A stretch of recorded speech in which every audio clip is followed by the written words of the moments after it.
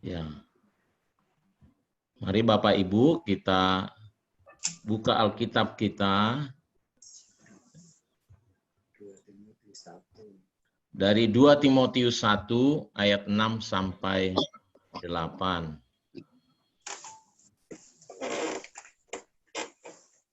2 Timotius 1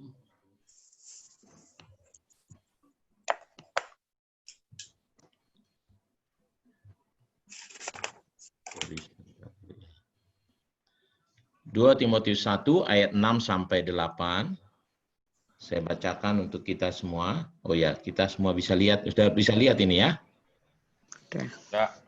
Ya, karena itulah kuperingatkan engkau untuk mengobarkan karunia Allah yang ada padamu oleh penumpangan tanganku atasmu.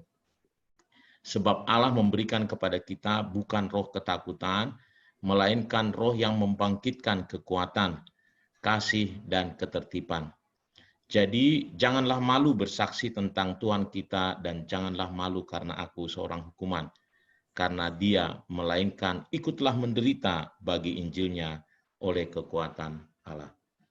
Ya, kita tahu bahwa ketika Paulus menuliskan ini kepada Timotius, mereka bukan hanya Paulus yang ada di dalam penjara, tetapi Timotius juga mengalami penderitaan gitu ya.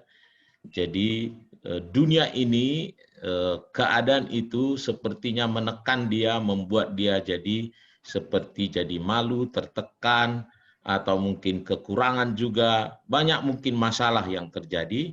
Tetapi ini adalah firman Tuhan yang disampaikan oleh Rasul Paulus kepada dia. Dia berkata supaya Timotius tetap semangat gitu ya, karena itu kuperingatkan engkau untuk mengobarkan karunia Allah yang ada padamu. Jadi tetap semangat gitu, berkobar-kobar, memiliki hati yang berkobar-kobar. Kenapa katanya? Karena Allah kita itu bukan memberikan roh ketakutan, tetapi roh yang membangkitkan kekuatan, kasih, dan ketertiban. Oleh karenanya jangan malu bersaksi. Teruslah bersemangat. Mungkin apa yang kita lihat, gitu kira-kira nasihat Rasul Paulus ini, apa yang kau lihat berbeda, gitu. Tetapi percayalah gitu. Jangan malu. Teruslah bersaksi tentang Tuhan. Nah, saya melihat nasihat dari Rasul Paulus ini kepada Timotius menjadi sangat relevan untuk kita. Kita menghadapi seperti tekanan bukan karena orang lain, tetapi memang karena keadaan ya. Banyak orang tertekan, banyak orang khawatir, takut, banyak juga menghadapi masalah keuangan gitu. Tetapi tetaplah bersemangat di dalam Tuhan. Mengapa? Karena kita memiliki roh yang kita terima dari Tuhan itu bukan roh yang membuat kita lemah, tetapi justru roh yang membangkitkan kekuatan. Nah, ada satu lagi ayatnya, mengapa kita harus bersemangat ini? Sebab katanya roh yang ada di dalam kita itu lebih besar daripada roh yang ada di dalam dunia ini. Mengapa ini penting sekali? Karena roh yang ada yang lebih besar itu mengerjakan beberapa hal gitu ya. Saya akan daftarkan.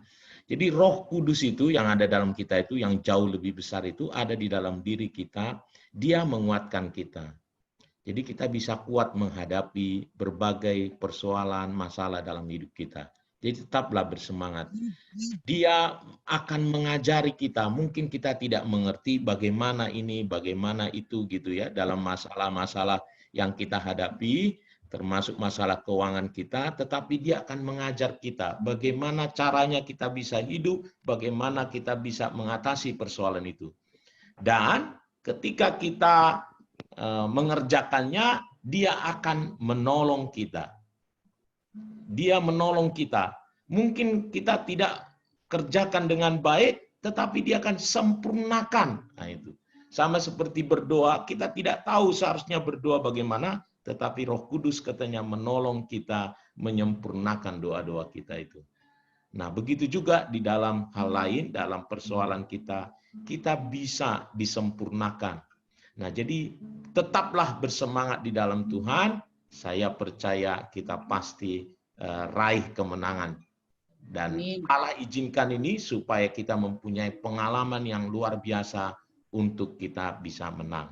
Jadi jangan selalu merasa, wah ini susah sekali hidup ini, begini, kenapa ya Tuhan gitu. Jangan kita habiskan energi kita untuk hal-hal yang khawatir, takut, tetapi mari kita pahami Allah bersama-sama dengan kita, roh yang jauh lebih besar daripada dunia ini. Dunia ini boleh memberikan tekanan buat kita, roh itu membuat kita jadi khawatir, takut, tetapi percayalah Allah kita jauh lebih besar. Roh yang kita terima jauh lebih besar dan Dia berfungsi untuk menguatkan kita, mengajar kita, menolong kita, dan menyempurnakan kita. Tuhan memberkati, biar kita memiliki semangat menjalani hari-hari kita. Percayalah kita akan meraih kemenangan bersama-sama dengan Tuhan. Tuhan Yesus memberkati. Mari kita berdoa datang kepada Tuhan. Terima kasih Tuhan